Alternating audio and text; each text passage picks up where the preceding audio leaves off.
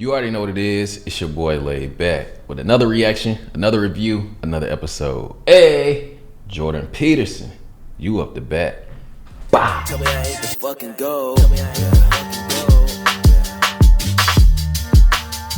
It's your boy Laid Back. Welcome back to my channel. Hey, two things we gotta do. You gotta hit that subscribe button. I'm drinking this water. You already know what it is, man. Focus on you in 2022. Focus on you in 2022, man.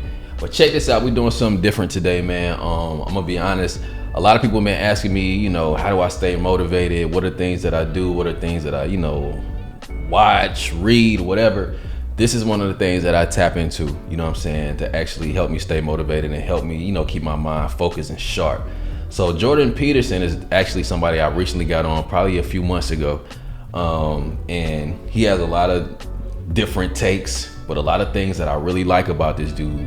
Super knowledgeable guy when it comes to certain information, and he's somebody that I listen to, in regards to his motivation and stuff like that, and just his perspective. I think is super dope. So one of the things I wanted to do was I wanted to tap into something different, kind of like when I did my daily affirmations. When I would post those, you can go on my channel and see those. I got a playlist of daily affirmations of Monday, Tuesday, Wednesday, Thursday, Friday, just different quotes, different things like that to help build, your confidence, your motivation, all that type of stuff.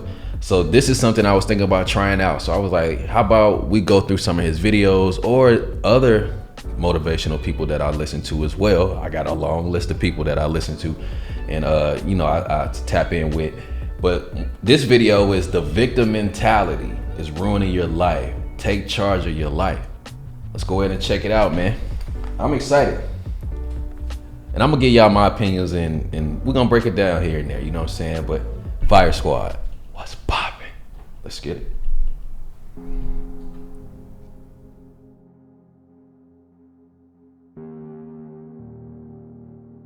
Pinocchio is transformed into a victim, and he's offered this identity.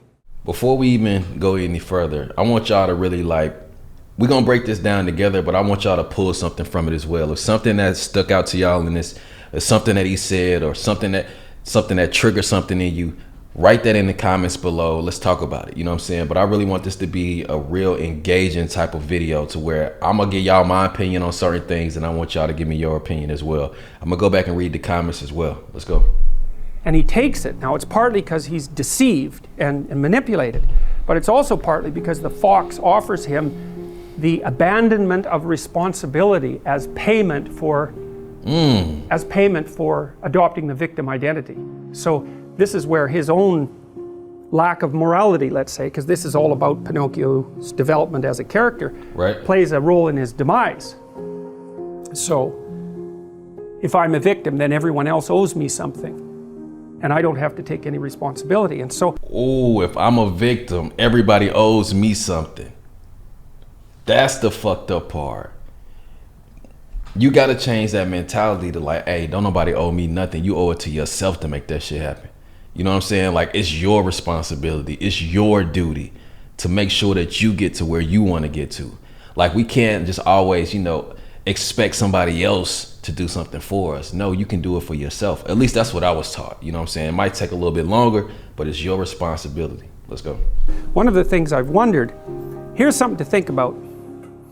It might be that the sense of meaning that life can provide to you is proportionate to the amount of responsibility you decide to take on. That'd be very strange if it was the case, because responsibility, of course, is a kind of weight, obviously. Right. And it's difficult to take on responsibility.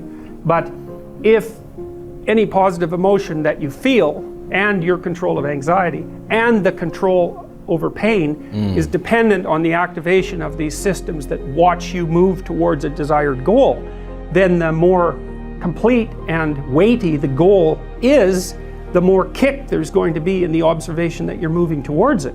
And you kind of already know this because you'll have observed in your own life that when you're engaged in something that you believe in, that the time passes properly. You can see this even if you're reading a paper and it's actually related in some intelligible manner to something that you want to learn. So even though it's difficult, you get engaged in it, you can remember it better. That's important right here. Where he's talking about engaging and learning about something that you want to learn about. And I can definitely attest to that. When I'm learning about stuff that I want to learn about, that shit time be flying. But stuff that I did not want, it take forever, time be dragging. So I think the important part about that part is find something that you're passionate about and learn about that. Then time flies. And like you said, you retain it better. You can process it better, and you're not so likely to fall asleep, and you're not so likely to want to find distractions. All of that, you can get into it. And it would be very interesting if that was proportionate to the degree of responsibility that you're willing to shoulder. And I think you can make a strong case for that. I've also often wondered, imagine you could offer people a choice. Here's the choice. You could say, well, your life isn't meaningful. The nihilists have got it right. There's no meaning in your life. And because of that, there's no reason for you to accept any responsibility. So you can live a responsibility-free life, and maybe one of impulsive pleasure-seeking, but a responsibility-free life. But the price you pay is that it doesn't get to be meaningful. Ooh. Or you could say to someone, no, we're going to do the opposite. We're going to say, you can live a meaningful life, but it's only going to be as meaningful as the amount of responsibility that you're willing to bear. And then you might say, well, what would people choose? Because everybody also always makes noises about wanting to have a meaningful life. But if the price you pay for that is the adoption of responsibility, then it's not so obvious that people would choose meaning over, over pointless pursuits. If they had to, if the benefit they got for choosing the pointless pursuits was that they really didn't have to care about anything they ever did. There's no responsibility. And that's really what Pinocchio is offered. And that's what the coachman offers him. And that's interesting because,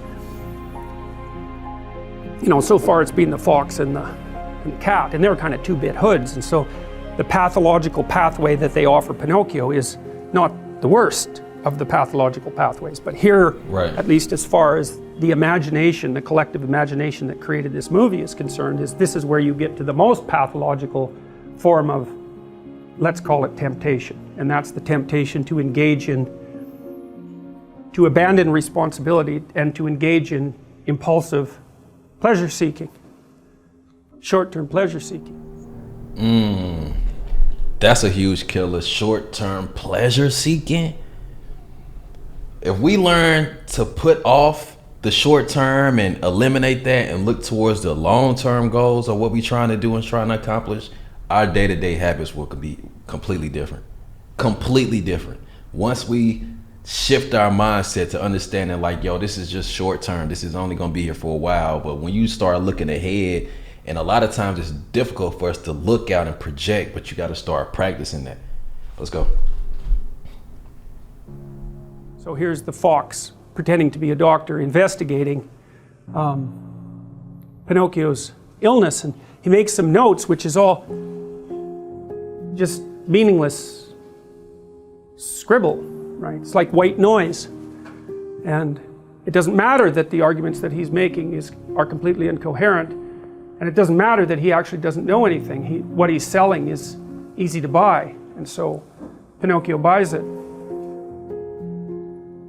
And by the end of the conversation with the fox, he's pretty convinced that he's useless and that he needs a vacation. First of all, he breaking down this story I would have never thought about all this shit in this story. I would have never thought about breaking it down in this intricate way that he's crazy. Vacation. This is an edible situation as well, which I touched on the other lecture. I mean, let's imagine that you have a child that is a little on the neurotic side, so high negative emotion, and maybe one that's also a little bit on the sickly side, so has a variety of, let's say, relatively minor ailments, but ailments nonetheless. Right. So what that means as a parent, we'll say mother for this example, because I want to use the Oedipal example. Okay. You have to make a decision all the time about exactly how you're going to treat that child. One decision is, well, you don't have to go to school today because you're not feeling well. It's like, fair enough. But do you make the same decision the next day? And do you make the same decision the next day? And let's imagine that you enable the child to avoid responsibility as a consequence of capitalizing on their illness. well, then that's not going to be very good for the child. The rule with a sickly child has to be something like, I'm going to push you right to your limit. Right. Because otherwise, how is the person going to figure out what they can do? Right. And if they can't figure out what they can do, then they're not going to be able to make their way in the world at all. Right. And then that gets muddied very badly if you're not exactly sure that you want them to make their way in the world. You know, maybe you're just as happy. Now you're putting the onus back on the parent. Maybe you don't want to push your child that much and actually see what maybe you're coddling them. How many instances have you seen that where a parent is babying the child and the child is the ones that suffers the most? Wow. Happy because you'd be sitting at home alone if your child was there with you. And maybe you'd be just as happy at some level if they never grew up at all, because then they won't leave. And maybe that's because you have a terrible marriage and you're lonesome, you know. Right. Maybe it's an abusive marriage and your husband has chased away all your friends, and so you don't have anything at all. And maybe that's because you didn't stand up for yourself very well, apart from the fact that he was, you know, tyrannical in his central nature. And so then all those little warps and bends in your psyche are going to manifest themselves right in the background of every single one of those decisions. Ooh, every single one. My daughter had a lot of illnesses when she was adolescent, and they were very serious, and it was very difficult to figure out what to do about that, because you couldn't exactly apply normative rules, right? And we always had to figure out, if she was communicating her symptoms to us, how seriously to take those. Right. And the answer was the least amount of serious possible. It's something like that, because we needed to know, and she needed to know, what she could do in spite of the fact that she had problems. Right. And one of the things what can you do in spite of the fact of your problems? People get so bombarded with their problems and crippled and paralyzed, but they act like it's stuff that they can't be doing in the midst of their problem or their ailment. It's always something, no matter how big or how small it is. And I think we also overlook how powerful the small things that we can do over time, once they build up, the type of impact that they can have on us. We can't just keep overlooking the small things that we can do, because they can also add up to being a great thing that can change us. Let's go. Really tried to instill in her, and I think it worked, is that you don't ever want to use your illness as an excuse for not doing anything. Right. Not consciously. You know, sometimes you might not know, I'm not feeling well. What can I do? Well, you don't know, right? Because sometimes when you're not feeling well, you can do more than you think, and sometimes you can do less than you think. It's not like it's obvious, but sometimes it's obvious. You know, this little temptation flits through your mind, and you think, well, I don't really want to do what I'm doing today, and I'm not feeling very well, so I don't have to do it. You do that 100 times, then you don't know how sick you are anymore. And then you're in real trouble, because not only are you sick, but you've muddied the waters. Right. And so you have both problems then, is you're actually ill and you've betrayed yourself by using that. If y'all new here, y'all probably don't know, I'm all about self-love and positivity. I say it in every video, and he just said you betrayed yourself. That's why I push self-love so much, because once you know who you are, once you understand your capabilities, then you can start maneuvering differently. So when he say you betrayed yourself, that's going against your own being, your own self, your own identity. That's something that we never want to do. Is it hard as fuck? Absolutely, it's hard as fuck, but it takes practice. This is a lifestyle. This is a practice thing that has to be practiced every day. This is not something, it might be some days where you might lose, you know what I'm saying? And that's just life. But the goal is to always try.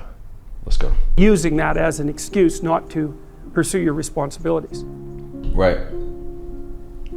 There's a deep idea in the West too. It's like, pick up your damn suffering and bear it. And try to be a good person so you don't make it worse. Well, that's a truth. Life is suffering. Yes. Well, who wants to admit that? Well, just think about it. Well, so what do you do in the face of that suffering? Try to reduce it. Right. Start with yourself. What good are you? Get yourself together, for Christ's sake, so that when your father dies, you're not whining away in a corner, and you can help plan the funeral, and you can stand up solidly so that people can rely on you. Right. That's better. Don't be a damn victim. Of course you're a victim. Right. Jesus. Obviously. Put yourself together. And that's the other message of the West. It's like, how do you overcome the suffering of life? And I'm not saying it's only the message of the West. Right. How do you overcome the suffering of life? Is be a better person. Absolutely. That's how you do it. Well, that's hard. It takes responsibility. And I think, if you said to someone, you want to have a meaningful life? Everything you do matters. That's the definition of a meaningful life. But everything you do matters. So you're going to have to carry that with you. Or do you want to just forget about the whole meaning thing and everything? Then you don't have any responsibility, because who the hell cares? And you can wander through life doing whatever you want, gratifying impulsive desires for how useful that's going to be. And you're stuck in meaninglessness, but you don't have any responsibility. Which one do you want? Well, ask yourself, which one are you pursuing? Get yourself together. Transcend your suffering. See if you can be some kind of hero. Make the suffering in the world less. Well, that's the way forward, as far as I can tell, if there is any way forward. All right, that was Jordan Peterson with Victim Mentality, man. Phenomenal. Like I said, these are some of the things that I tap into, to stay motivated, to stay sharp, to keep my mind sharp. I especially listen to stuff like this when I'm working out. Like, I made a conscious effort to be like, I don't want to listen to no music. I want to listen to motivational things that's going to uplift me, those type of things. And I've been doing that for like 3, 4, 5, 6, 7 years probably. So those are things that I tap into to keep me motivated, to keep my mind in the right space, and for me to also to challenge my way of thinking as well. So y'all let me know if y'all want to see more of these type of videos. Also, like I said, I have daily affirmations. I got a playlist over there where you can go through those different days of the week, and you can just tap in, and it got a quote there, it got something motivational for you. But I was trying to figure out new ways to add different type of content, especially this type of content of uplifting the people. You know what I'm about, self-love and positivity, focus on you, in 2022. All these slogans that I come up with, health is wealth, be true, be you, all these type of things. So y'all let me know if y'all want to see more of these, and if you're new here, consider subscribing. But it's your boy Laid Back, man, self-love and positivity. Till next time, Fire Squad, I got you and you know it. Hey!